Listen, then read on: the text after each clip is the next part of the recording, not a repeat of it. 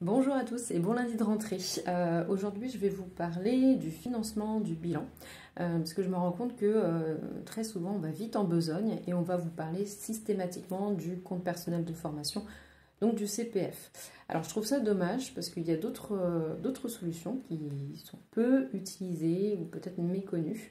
Notamment, vous pouvez vous faire financer votre bilan de compétences par votre employeur via le plan de développement des compétences qui a remplacé le plan de formation en 2019. Alors, du coup, l'employeur a l'obligation de vous former régulièrement pour que vous puissiez faire face aux différents changements alors technologiques ou alors tout ce qui est évolution digitale qui complique des fois les choses donc au travail. Je pense notamment à des personnes qui sont dans la même entreprise depuis par exemple une vingtaine d'années et qui finalement se retrouvent un petit peu en décalage par rapport à toutes les pratiques numériques qu'il peut y avoir, notamment l'utilisation du drive ou ce genre de choses.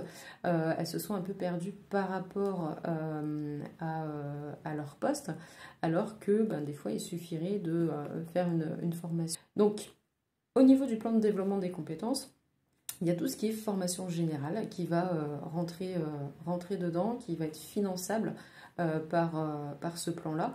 Mais il y a aussi le bilan de compétences et la VAE. Alors, en général, ces formations sont initiées à la demande de l'employeur.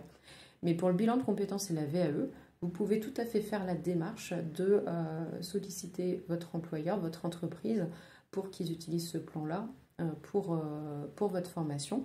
Après, l'employeur est libre ou non d'accepter, bien sûr, mais en tout cas, vous aurez essayé.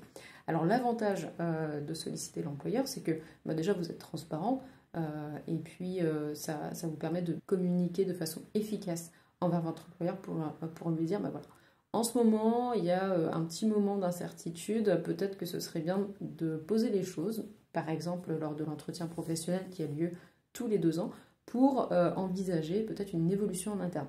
Ça peut être ça. Mais en tout cas, si vous faites appel au plan de développement des compétences, votre formation, vous pourrez la faire sur vos heures de travail. Et donc ça, c'est hyper intéressant, en plus du fait que vous ne toucherez pas à votre CPF. Donc en tout cas, si vous souhaitez plus de renseignements, n'hésitez pas à me contacter aux coordonnées qui s'affichent. Et en attendant, je vous dis à très bientôt. Au revoir.